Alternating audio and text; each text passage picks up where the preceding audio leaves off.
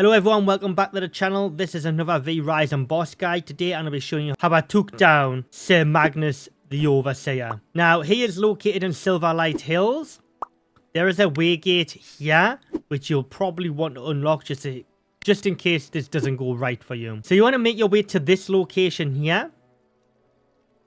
It is a little tricky though, as you will have to fight your way through harpies. This will give you access into the Silverlight mines. You'll just have to jump down these two ledges here, and you will bypass all of this. I'll get onto the other method in a moment, which is easier. It's just you won't get as much loot straight away. So what you'll do is jump down here once you've traversed through here and fought your way through the harpies, and you will enter the Silverlight mine. This is where all of the silver ore is, by the way, so this is where you'll be farming your silver ore in the future. Now, once you're in here, you'll want to head south and head to this point right here.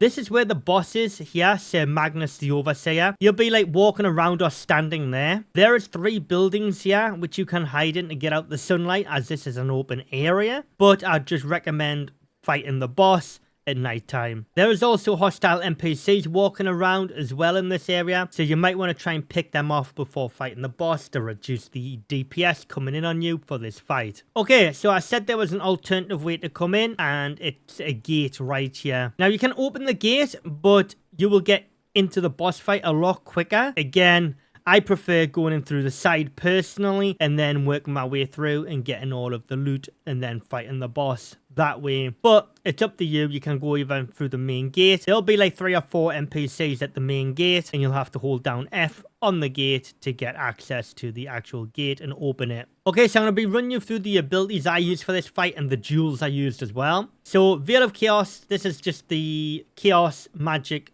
Dash, basically. The jewel I'm using for this increases the elude duration for 17%. Hitting a target affected by Ignite engulfs the target in agonizing flames, dealing 5% damage and healing yourself for 9% of your spell power for 5 minutes. Next up is Chaos Volley.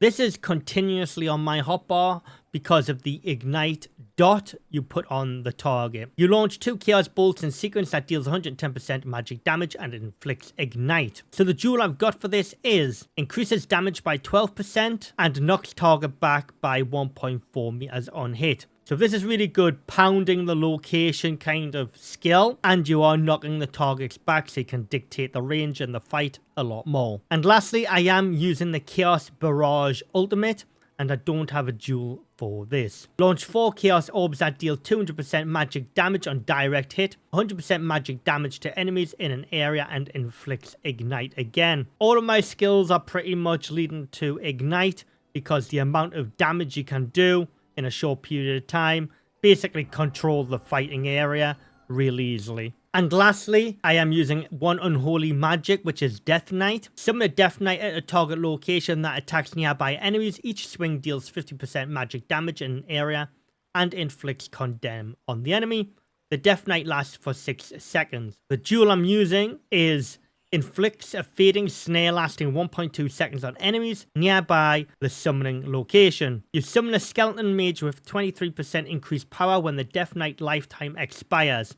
Okay, and the gear I used for this fight are as follows. I used the full set of the Dawnthorn gear along with the pendant of Spellweaver as well, and the backpack is the pristine leather backpack. The weapon of choice I used for this fight was the Butcher's Ripper, and it's infused with frost and it inflicts chill. It does a significant amount of damage. I find for this fight you can dictate the range with my skills and you aren't using your axes all too much. But when you are using this axe in this fight, using the X strike ability does significantly help to dictate the fight, especially when the ads start spawning and you can cleave them down with X strike quite quickly. Now, if you're wondering why these weapons are blue, because these are ancestral weapon upgrades. Now, you do need the ancestral forge crafted for this. I will leave a link down into my ancestral forge guide down below. If you use your axes for your X strike on the NPCs that spawn during this fight, all you simply have to do is dodge the big ice AoE attacks and then occasionally cleave down some ice barriers and then get to the enemy again. Other than that, it's a pretty straightforward fight. He does try and heal himself, but it's not that difficult to stop him. You will see other NPCs coming into the fight as well. They're like slaves, but they're actually attacking the boss and not you. Anyways, let me know down in the comments what you thought of this fight. Did this guide help you at all? As always, leave a like on the video and comment down below and subscribe to the channel.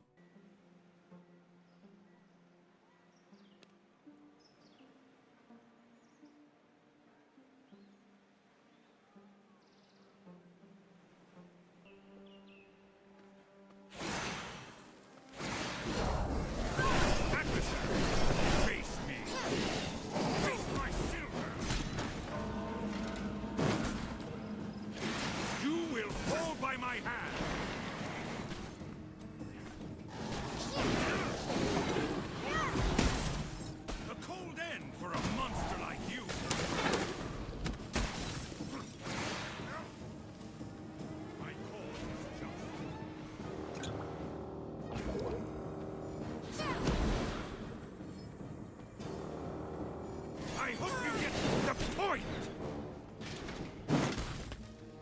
To an icy grave! Ice and snow!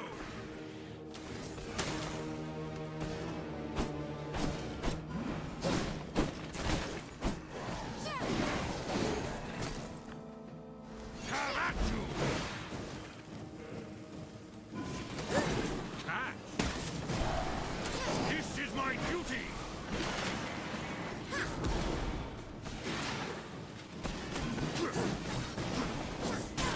On guard!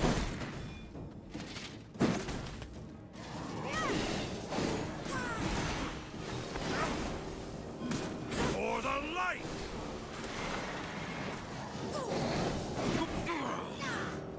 The Church of Luminance shall prevail.